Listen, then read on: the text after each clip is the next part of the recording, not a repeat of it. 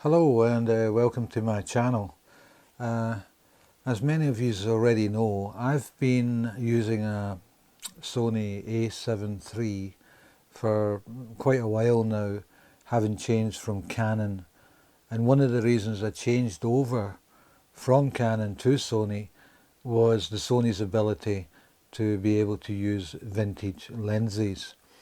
Now I've got three vintage lenses that I use. I've got a 28mm lens, which is this one here.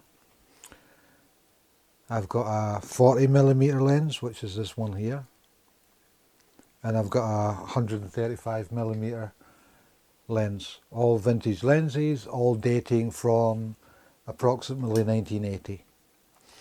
And the reason I decided to get these lenses is two reasons. One, price. They are at a fraction of the cost of a modern lens. And number two, quality. They still produce excellent results. So the three lenses that I've got, as I said,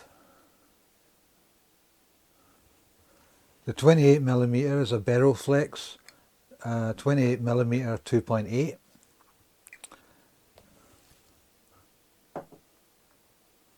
The other lens is a 40mm Konica Hexanon AR 1.8,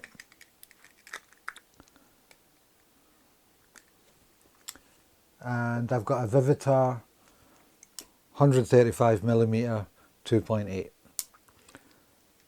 So many years ago, around 1980 or so, around that kind of time, a lot of lens manufacturers started making autofocus lenses, and on the autofocus lenses was, in many cases, a little window on top, and the focus would go back and forward, and since you were focusing automatically, you didn't really rely on the markings on the lens, so they'd done away with them.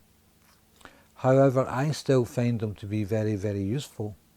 So if you know how to understand the markings on the rings of the lens, you will be able to understand hyperfocal distance, you will be able to see what should be in focus and what will be out of focus just by looking at the lens. You will also be able to see where you should be focusing if you were using infrared film, for instance. Now on a digital camera that's not going to make a difference unless you've changed your camera over to infrared. However, it's something that will help your photography.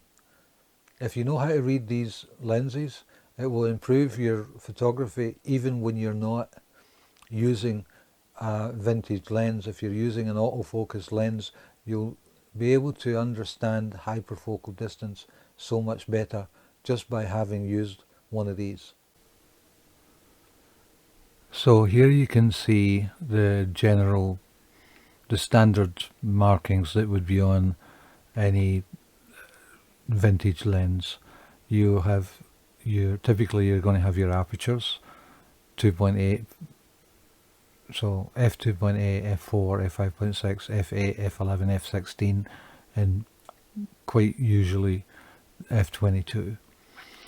However, this lens only goes to f16, and this is a 28mm 2.8. So this is where the focus point would be, when whatever distance is in line with this little green diamond would be the area that's in focus if you are using 2.8. So if this is f4, the markings from f4, then from about 1.5 meters to maybe 2.25 meters would be in focus. At f8, which is here, and would be here, you would have just short of a meter, so about 80 centimeters, up to about 3 meters would be in focus. At f11 you would probably have about a meter. From a meter up to about 7 meters would be in focus. And the nice thing about having this here is it shows you if you're focused at infinity, if you've set the camera to the hyperfocal distance, which is here is infinity, it's in line with f16, which means we're in f16, which means everything up to infinity would be sharp, or relatively sharp, all the way down to probably about 90 centimeters. So less than a meter from the camera all the way up to infinity would be sharp. That's basically how you read a lens like this. This little red dot is there for when you want to focus at something if you're using infrared film. It's a different spectrum, so it focuses at a different point. So if you were focusing on something that's 3 feet away using infrared film, then this would probably be in line, it would be in focus. If you were actually focusing on what is here, let's say 1.5 meters, but you were using infrared film, you wouldn't be focusing at 1.5 meters.